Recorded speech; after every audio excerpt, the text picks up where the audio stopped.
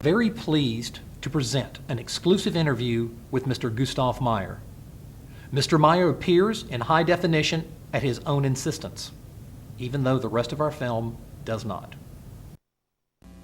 You don't really do this for the money.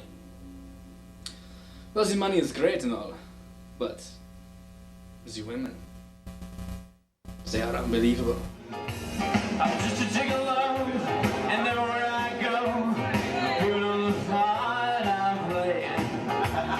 Pay for every dance, selling each romance. This was the night I was going to be the girl that Gustaf took home. And I just think he's so sexy. You know, I just love him. Pardon me, sir, if I'm being too personal, but I now feel compelled to ask, how many have there been? A few hundred maybe. A few hundred? A few thousand. I don't know. I keep up with them a little, but you know, I have to say that I've had a very good life. And sometimes it's one girl, sometimes it's a couple, 3 or 4, and the after show party is up to them. I just don't participate in that. I have to go home and basically look at old tapes. Okay. Well, let's just say, I would make Will Chamberlain jealous. When the end comes, I know that it's just a gigolo. Life goes on without me. Because all I've seen is like this far, and it's really not close enough. I need to be like this close, so you know. Do you ever actually have to deal with like some unruly fans? All the time. We got this one little girl who's not even 18, and she just comes to the door, you know, and I have to just turn her away every time. The poor little thing, she just can't get it in her head that she's not 21, and you got to be 21 to see Gustaf. And I know she wants a, you know, one of those autograph pictures, but I don't even have one. Okay, if I can't get an autograph, and that little bird thing don't need one either. Whenever you have sex with one of your female fans, you will give them an autographed photo as a memento, shall we say? Absolutely. Okay, well there's a lot of other things I love, but I'm not going to tell you about them because that's kind of embarrassing. And I'm sure that over time, it's not just one-night stands with all of these. There are recurring relationships, for lack of a better phrase, I'm guessing. Certainly.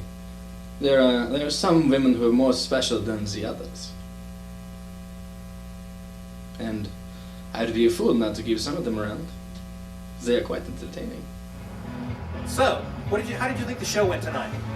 Well, to be honest with you, we had a big problem with the sound man. When I first got here, the monitors were all off. Gustaf couldn't hear himself. It took. What in the hell are you doing here? Look, I was just in there for a few minutes. Look. I just wanted to see one song. God!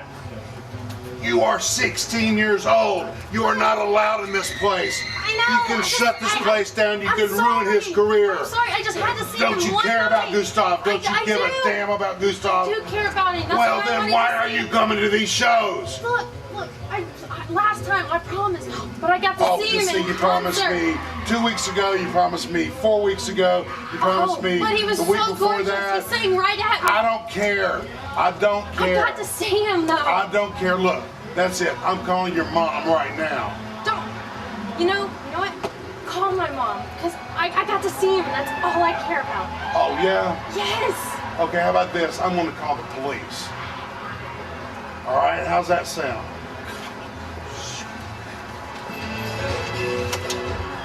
Excuse me, young lady. Can I speak to you for a moment, please? Yeah. Hello there. My name is George Little. I'm a documentary filmmaker. How are you this evening? Not quite as well now, but... You're taking quite a risk coming here to see Gustaf, aren't you?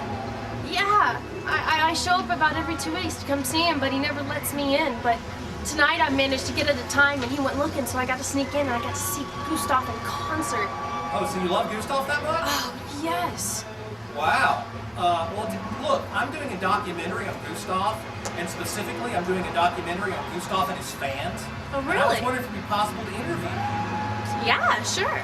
Well, I tell you what, I probably need to clear it with your parents or something like that. Yeah, actually, my mom's a huge fan too. Really? Yeah, You that'd think it be might be great. possible for me to interview her as well? Sure. Okay, well, great. Well, I tell you what, just give me your phone number and I'll call y'all in the morning and we'll see about setting something up. Okay, good. Oh, wow, I'm so glad I was able to meet you this evening. Yeah, but... What else can be said? There's the championships, there's the money, the fame. I do not mean to belittle you, and that is not the basis for this question. But how can a man like you do so well by singing karaoke? It's charisma. Everyone recognizes charisma. No matter from little girls to old women, middle-aged, they all see what I am. They can feel what I am through my music. People just can feel the radiation from my vocal cords.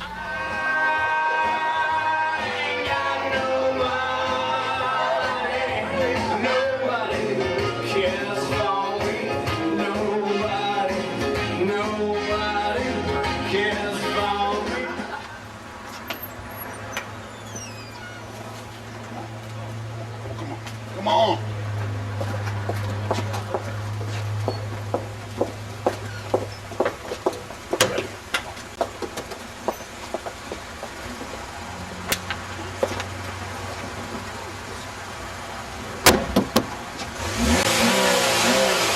Is it always like this?